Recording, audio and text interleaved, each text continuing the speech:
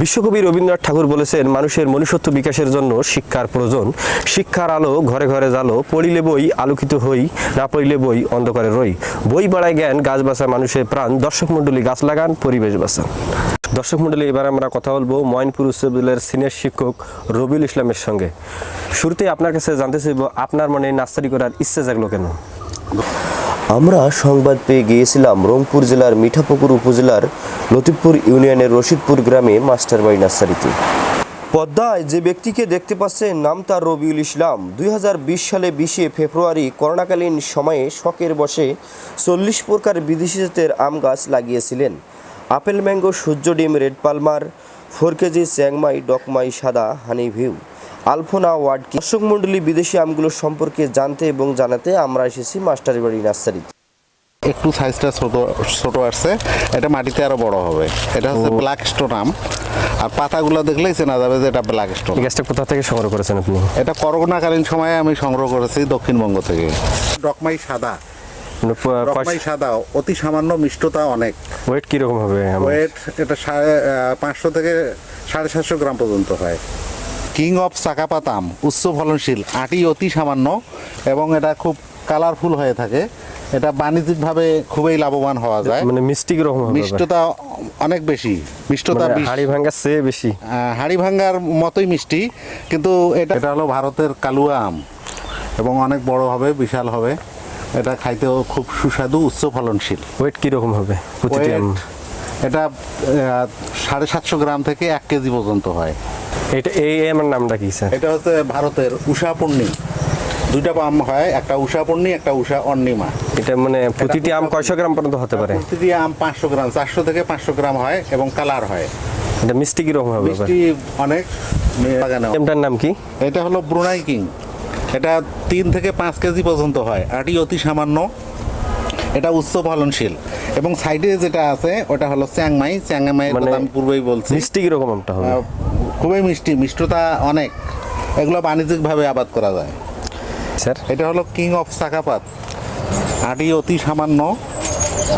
এটা 1/2 কেজি থেকে 1.5 কেজি পর্যন্ত হয়ে থাকে, আটি অতি সামান্য।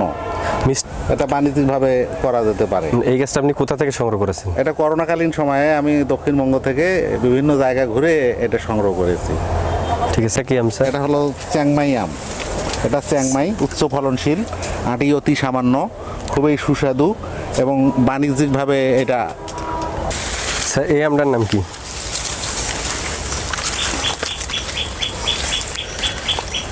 এটা একটা থরেতে দেখতে পাচ্ছি 5টা আম ধরছে। অনেক আম, অনেক ধরে। এটা হলো কিং অফ চাকাপাত। কি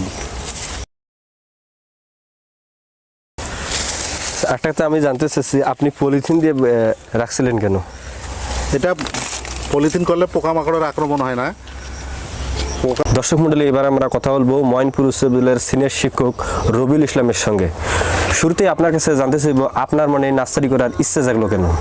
ধন্যবাদ। সারা বিশ্বব্যাপী এক সময় করোনা ছবল ছিল। সেই সময়টাতে শিক্ষা প্রতিষ্ঠান বন্ধ ছিল এবং সবাইকে বাড়ি বাড়ি থাকা লাগতো, সবাইকে বাড়ি বাড়ি ছিল।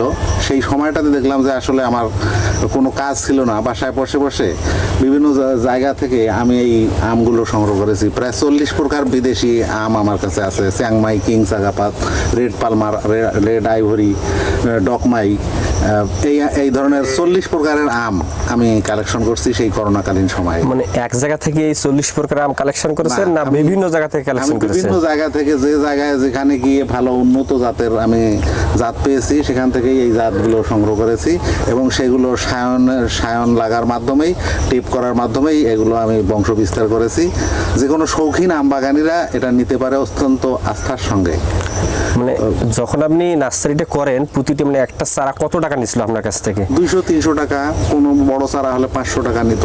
তো যাই হোক, টাকা কত নিবে, কিন্তু আমার জাতটা সংগ্রহ করতে হবে, এই উদ্দেশ্যটা আমার। অরিজিনাল চারা সংগ্রহ করতে হবে, অরিজিনাল চারা আমাকে সংগ্রহ করতে হবে এবং যে চারাগুলো আমাদের দেশে এখনো সেভাবে প্রচলিত হয়নি সেই জাতের আমগুলো আমি সংগ্রহ করছি।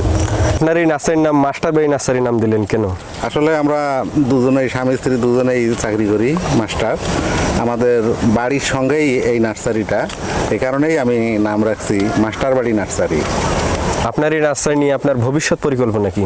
আমার পরিকল্পনা হচ্ছে আসলে সবাই যেন সুন্দর সুন্দর আম, রঙিন আম, কালারফুল আম, উচ্চ ফলনশীল আম সবাই করতে পারে।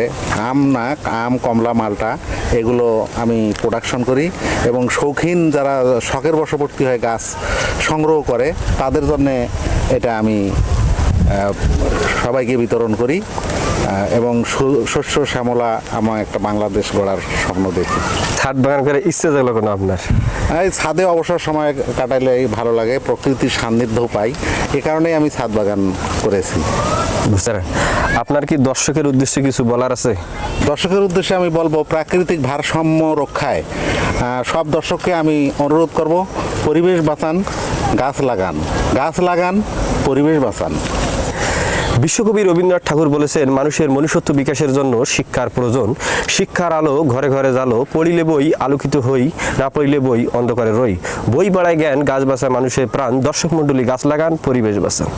সময় দেওয়ার জন্য আপনাকে অসংখ্য ধন্যবাদ।